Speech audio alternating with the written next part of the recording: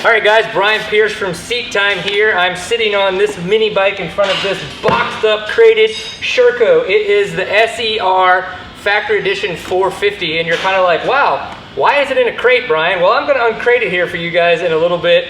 Clay Stuckey from Sherco Off-Road and I have been chatting, and he was kind of asking questions about videos and what people are doing on YouTube and wanting to learn more about that kind of stuff. And apparently I sounded educated to him a little bit, and so he, his business partner, and his son are all going to be riding their Shercos on Seat Time Adventures this coming up summer. He thought it'd be a good idea for me to be on a Sherco as well, so he shipped this bad boy here to Adventure Moto KTM in McKinney, Texas, owned by our good friend Brian Story. And I am going to be putting this thing together so I can begin riding it, kind of getting used to the bike, getting back on the bike, riding again, and getting ready for going to Colorado for Seat Time Adventures. So it's going to be an interesting process. To make you guys laugh a little, I've never uncrated a motorcycle before. I've unboxed many bicycles. I've put together a lot of crap in my life. I have completely taken apart a motorcycle and put it back together down to the frame. So I don't think I'm going to screw this up too much, but in the long run, there's humor there. I'm going to make sure you guys see it, and we're going to have fun doing this. So let's take this top off, if you will, and see what this thing looks like crated up. Trying to remember where my tools are. All right, so it looks like we got a box full of Sherco parts that Brian Story's probably really excited about, and a bike without handlebars. Front wheels even on.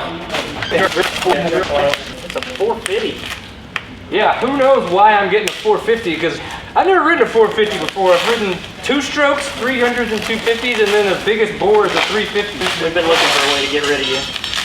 Maybe the 450 will get done. Yeah, this might be the way to make me hit a tree just hard enough that I don't have to come back from it. I like the blue on the neon green on the blue though. It's pretty sexy. Well, that's all the rage right now. Is it the neon? All the rage. Done coming back? Gotta have the flow yellow. The flow, I like it. It's it matches the lit kit from all the kids checking out all the bits and kits. It's not horrible looking, is it, Brian? It's pretty. Yay! Now, one of the things is obviously we're going to be riding in Colorado, so right now, you know, everything that comes stock on this thing, protection-wise, is there. Now it's got a skid guard and everything, like, you know, and some your typical flow radiator plastic bits. So we're going to do some bulletproof designs, radiator guards, and the shark fin protection in the back. And then we're going to do a TM design chain guide in the back as well for a little more protection in Colorado. I'm not going to worry about getting that up until now, or up until later, but we're just gonna go rock and roll here in a little bit and see how this thing goes.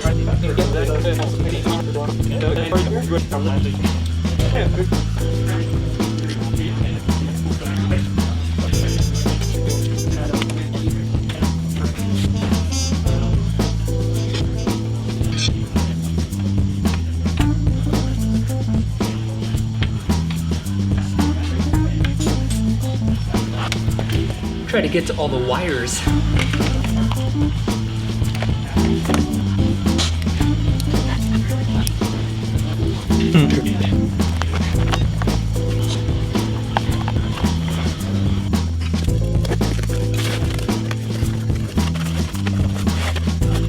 All right, in the box.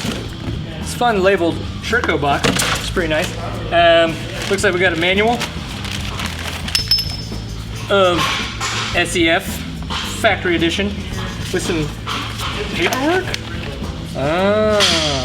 Let's see what it tells us. It's probably in French. Ha! It is. Looks like it has to do with the fuel tank and fuel injection. So before we start this thing, I'm gonna go translate it and figure it out, or just call Clay Stuckey and make sure it's not something I need to know. But there we go. We got and it does have English in here, so that's good. Let's start. Battery, which we'll get to in a second. These guys are in case you want to take the flags off, or the guards or covers or whatever you want to call them. And then a pin, which I'm sure we'll figure out what that could potentially go to. And then I would imagine spark plug. Yay! And it looks like you get a little Sherco fanny pack. Yep. With some tools. That's cool.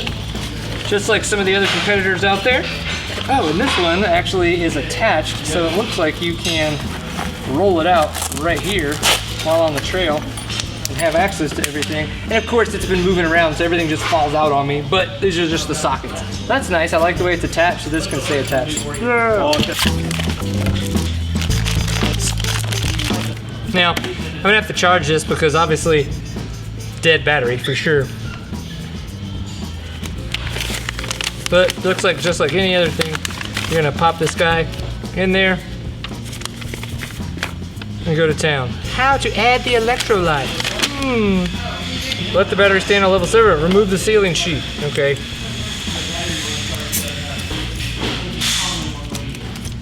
Take the electrolyte container out of the vinyl bag. Detach the strip of caps. Use the battery plugs later from the container. Strip of cap. Place the electrolyte container upside down with the 6CL. Push down strongly. See if I can push down strongly or not. Oh snap, we need that for later. Look at that. Bubbles for everybody, yay! I'm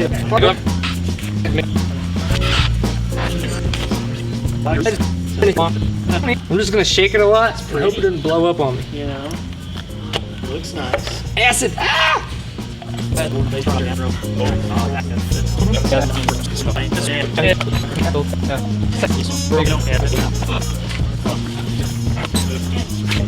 So apparently these pins that you can kind of see here are supposed to set inside, and yeah, we'll see. All right, now for the battery.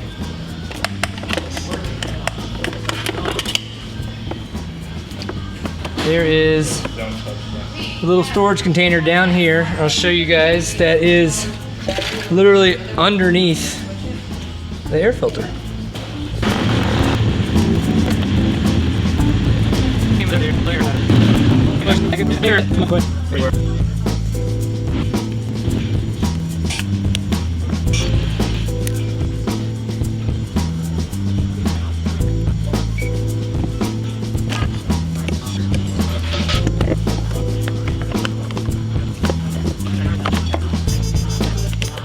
I believe the idea behind this is to get the weight lower and closer to the center of the bike.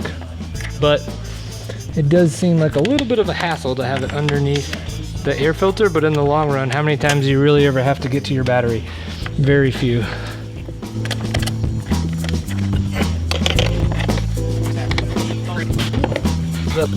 Kind of sucks. You got the battery cable hooked up to it? I think the battery's in backwards. Think it's in backwards, huh? Because the cable's kind of in the way of the air filter. It's kind of, yeah. So it seems like if the battery's twisted around the other way, yeah. Cables could sit more like this. Why'd you put it in backwards? It's definitely a trial and error situation. Ah, definitely a trial and error.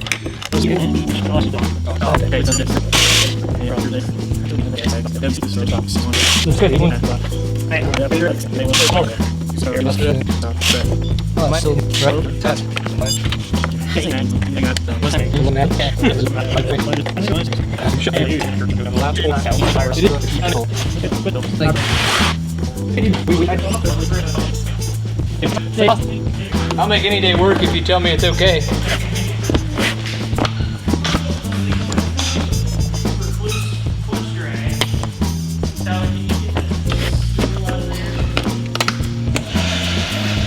You want to hold on to that side? Apparently you're supposed to cut these per professional Brian story. So I'm going to cut this side so if nothing else it goes toward him. Because you can only save so many of these, and I've lost my patience. So you cut them. Oh, damn it. I was really hoping it would just like... It would just like stuck me in the chest fly and to me your over. face. Appreciate that. Look at that. Perfectly good tie to cut free. to life. Now you gotta figure out how to get it out of there. Yeah, right? You gotta man up and lift this thing. No, this is French, totally shaved. Oh, yeah. Oh. I know, I was like, it's in there. I don't think it's like a stuck inside. I think it's a lift the front tire first. Yeah. Bend over the camera. I'd like to help it be less fun. I agree. Oh, it is. Hopefully. Really in there. Just tight it. All right, now just do me a favor and hold this so it doesn't... I'm so bad. That was a question, not a man.